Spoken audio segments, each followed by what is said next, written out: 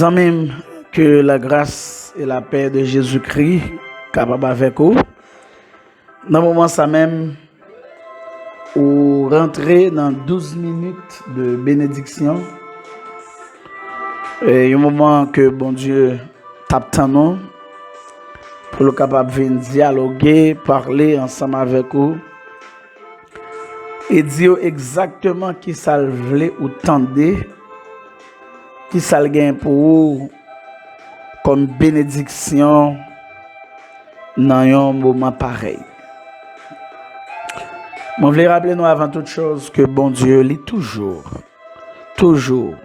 voulait jeter un regard favorable sur ses enfants et en réalité déverser sur eux toutes sortes de bénédictions possibles. Par conséquent, le plus souvent, il attend que ses enfants soient prêts, soient disposés à les recevoir. Avant même de entrer dans méditation aujourd'hui, moi t'aimerais que nous prions. On nous va approcher de Dieu par la prière. Mon Dieu, mon Père, écoute-moi, car ma prière s'élève à toi. Plus près de toi, Seigneur, mon Dieu, c'est ce que nous voulons, être toujours plus près de toi.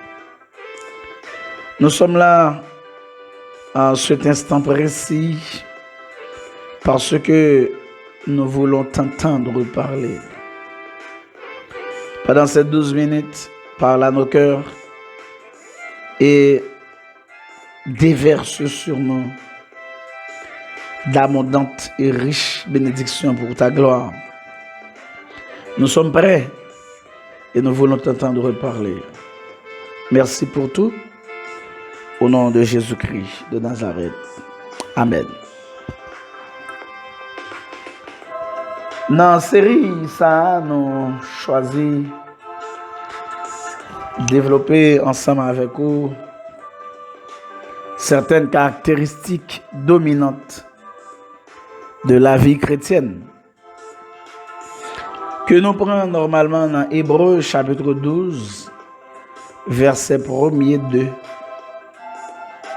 Nous donc aussi, puisque nous sommes environnés d'une si grande nuée de témoins, rejetons tout fardeau et le péché qui nous enveloppe si facilement et courons avec persévérance dans la carrière qui nous est ouverte.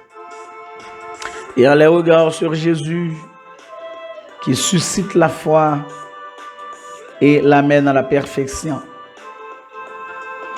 En échange de la joie qui lui était réservée, il a souffert la croix, méprisé l'ignominie et s'est assis à la droite du trône de Dieu. Moi, j'ai commencé à regarder ensemble avec nous ces caractéristiques-là.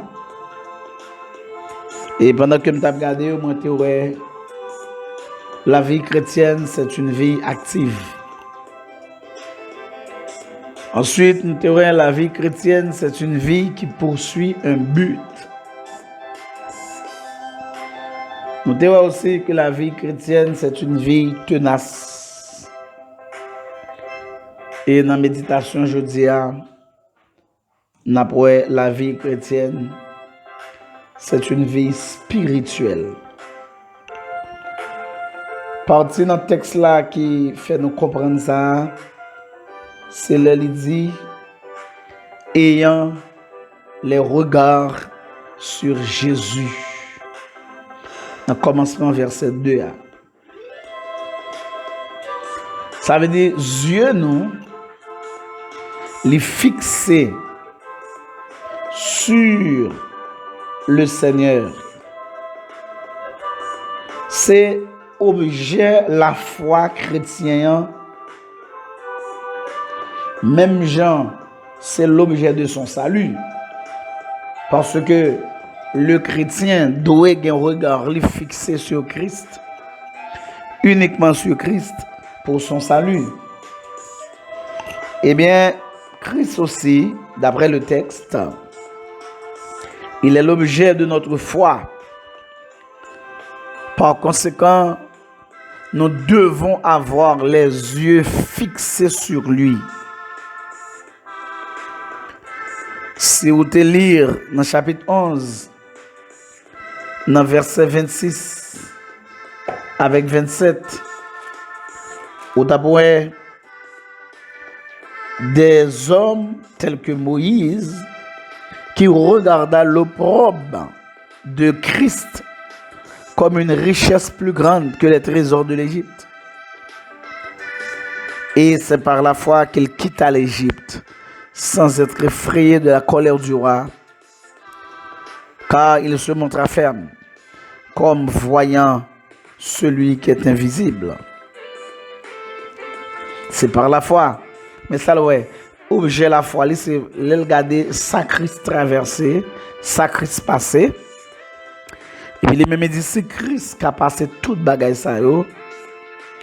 Moi, qui a fixé le regard, moi, sur Christ.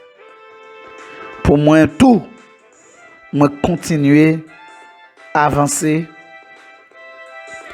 et développer non seulement une vie spirituelle, mais qui est basée sur Christ. Eh bien, c'est comme si l'on a regardé à Christ et en les regards sur Jésus, c'est comme si nous voulions, nous désirions remporter le prix de la gloire de Christ. Ouais, même Jean-Christ s'est humilié lui-même. Après ça, le texte l'a dit, il est élevé, il a régné. Là, nous regardons sur Jésus, c'est comme si nous voulions faire le même bagarre. Et chers amis, là, nous fixons regardons continuellement sur Christ. Nous élever au-dessus des choses de la terre. Alléluia. Nous élever au-dessus des sens. C'est ça que fait l'apôtre Paul. Dans un texte qui est écrit, moi, en pile, monde connaît 2 Corinthiens 5, verset 17 par cœur. Mais elle tape très bon soit apprendre 2 Corinthiens 5, verset 7 tout. Nous ne marchons pas par la vue, mais nous marchons par la foi. Parce que la foi peut aller au-delà des sens. Il ne peut pas prêter au-delà, il ne peut pas prêter dans le physique. Il peut aller au-delà du physique. Il peut aller au-delà. L'aime dit du physique, c'est dans le sens du thème. Donc, des choses, ou bien des éléments physiques. Il peut aller au-delà de eux-mêmes. La prive est plus loin que ça. Donc, c'est ça. Et qui ça le fait? Dans ce sens-là, l'aider nous à agir pour venir conforme à Christ.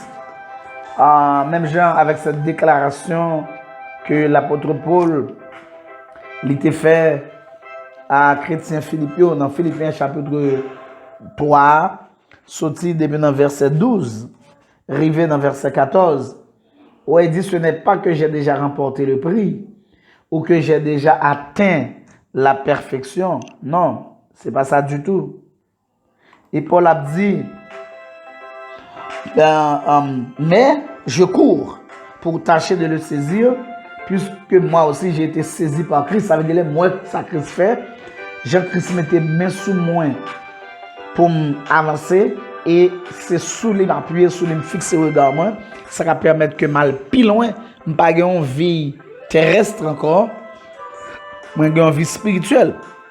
Et dans les versets 13, 14, là dit, frère, je ne pense pas l'avoir déjà saisi, mais je fais une chose, oubliant ce qui est en arrière et me portant vers ce qui est en avant. Paul, le seul bagaille qu'il a fait, c'est oublier toute bagaille qui entoure, qui enveloppe, qui est autour de lui-même, pour le porter sur les choses de l'avant.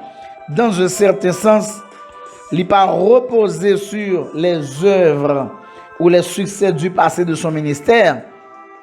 Il pas chita à tout. Ah, ben c'est deux sens. Il va juste regarder péché le fait, ni échec le point.